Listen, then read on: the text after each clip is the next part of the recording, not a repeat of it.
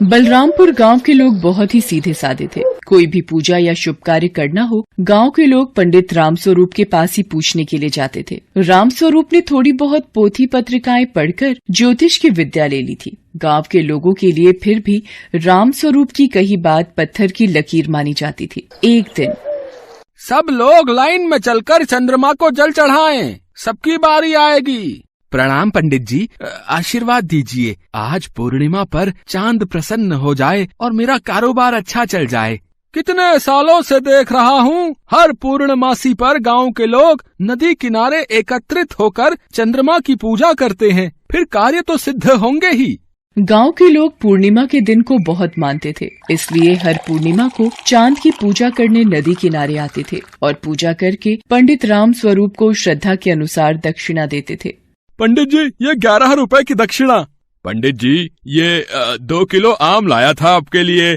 इसी तरह रामस्वरूप को दक्षिणा मिल जाती थी और वो खुशी खुशी दक्षिणा बटोर कर घर चला जाता था। एक शाम रामस्वरूप जब घर पहुंचा तो भोजन करते वक्त बेटा बोला, पिताजी, ये गांव के सीधे साधे लोग आपकी हर बात पर विश्वास कर लेते हैं। जो आप कह दो वो सच मान लेते हैं। हाँ जयदेव बेटा, वो तो है, मेरी कही बात पत्थर की लकीर है इस गांव में।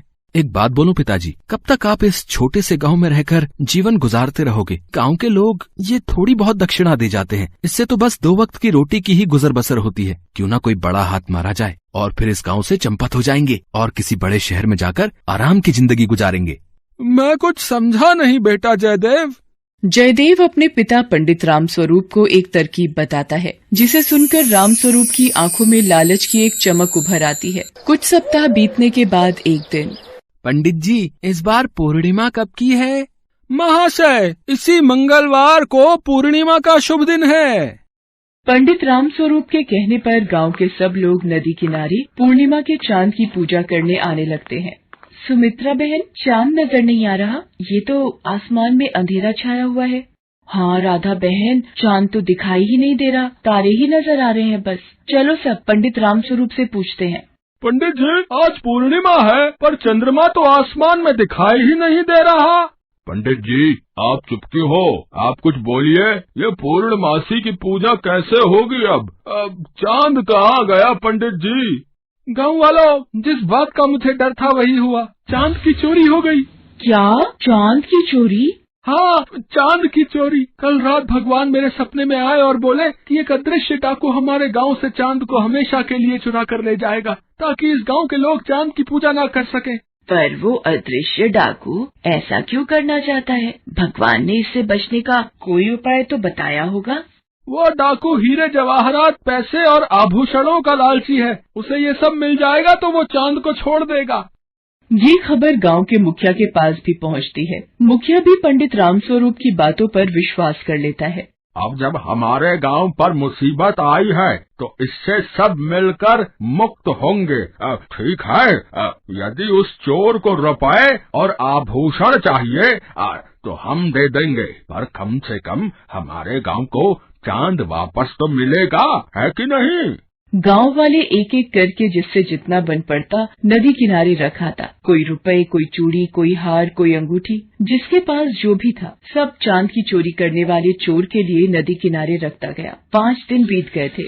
जयदेव बेटा, लगता है सभी गांव वालों के पास जो कुछ भी संपत्ति थी वो सब ले चुके हैं। अब किसी के पास कुछ भी नहीं है देने को।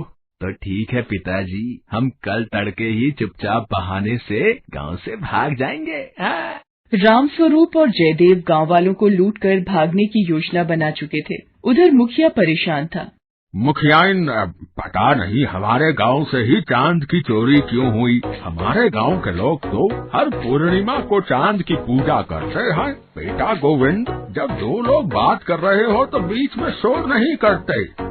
अरे ये गोविंद को तेरे भाई ने मोबाइल फोन लेके क्या दे दिया है? सारा दिन इस पर संगीत सुनता रहता है। गोविंद, तुम्हें पता भी है तुम्हारे पिताजी और मैं कितनी जरूरी समस्या पर बात कर रहे हैं। गांव में चांद की चोरी हो गई है। पिछले हफ्ते पूर्णिमा को चांद चोरी हुआ था, नजर ही नहीं आया आसमान में। चांद चोरी हो गया? अरे माँ, रुको, मोबाइल फोन में सारी ताजा खबरें आती हैं कि कब कहाँ क्या हुआ है। पूर्णिमा के दिन हुआ है ना चोरी। रुको, मैं अभी बताता हूँ। गोविंद मोबाइल फोन में देखने लगा। कुछ देर देखने के बाद, माँ ऐसी तो कोई खबर ही नहीं छपी। और पूर्णिमा तो इस शनिवार को है। पिछले दिनों तो अमावस्या आ गई थी, पूर्णिमा तो अब आएगी। क्या पूर्णिमा शनिवार को है? अब तो उस दिन अमावस्या थी।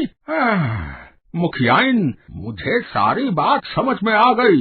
रामू, लाखन, जरा पंडित राम स्वरूप के घर चलना है, जल्दी चलो। मुखिया आदमी और गांव वालों के साथ पंडित राम स्वरूप के घर पहुंचता है। राम स्वरूप अपने बेटे के साथ भागने की तैयारी में था। अरे मुखिया जी, मैं बस ये सारे जेवर और पैसे उस चोर को देने ही जा रहा था। पकड़ लो इन मक्कार बाप बेटों को और गांव से बाहर छोड़कर आना, दोबारा इनकी शक्ल ना दिख जाए।